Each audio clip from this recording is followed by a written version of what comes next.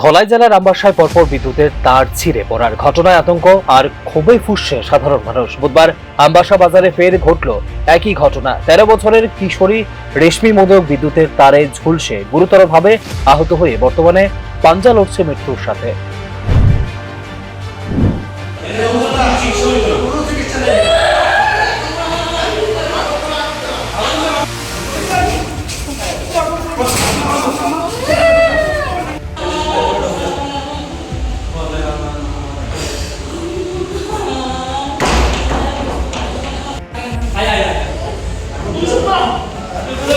রেশমি মোদক ওরফে মন্টি মোদক 13 বছরের মেয়ে, আমবাসা বাড়ি।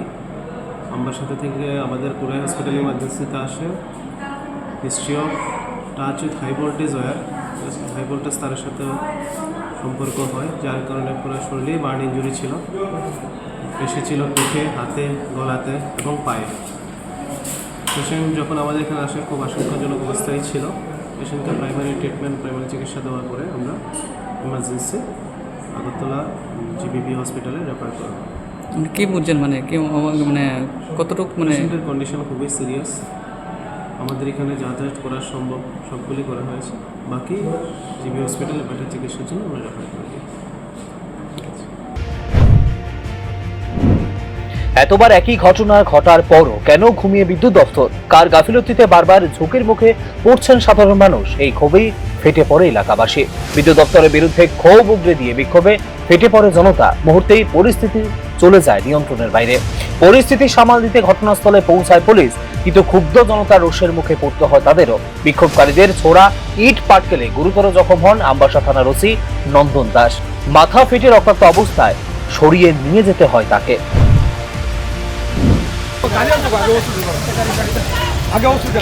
একটা গাড়ি লোক না কে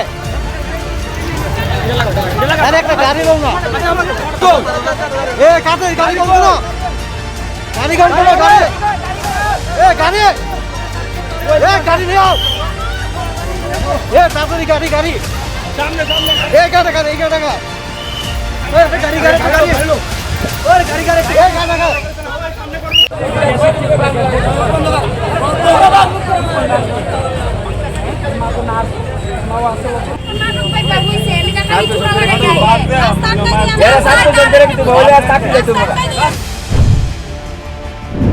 পরিস্থিতি আরো অবনতির মুখে পড়লে বাধ্য হয়ে লাঠি চার্জ করে বিক্ষোভ ছত্রভঙ্গ করার চেষ্টা চালায় পুলিশ। মুহূর্তে গোটা এলাকায় পরিণত হয় রণক্ষেত্রে। ওই বাড়ির একটা বাচ্চা মেয়ে মন্টি মোদক, ওনার ওই ইলেকট্রিকের তার ছিঁড়াও তার বাচ্চার মেয়ের শরীরে পড়ে গেছে। বাচ্চার অবস্থা করুন খারাপ। এর আগেও আমবাসা 2-3 বার তার ছিঁড়ছে। ইলেকট্রিক ডিপার্টমেন্টের একদম প্রচণ্ড গাফিলিতি।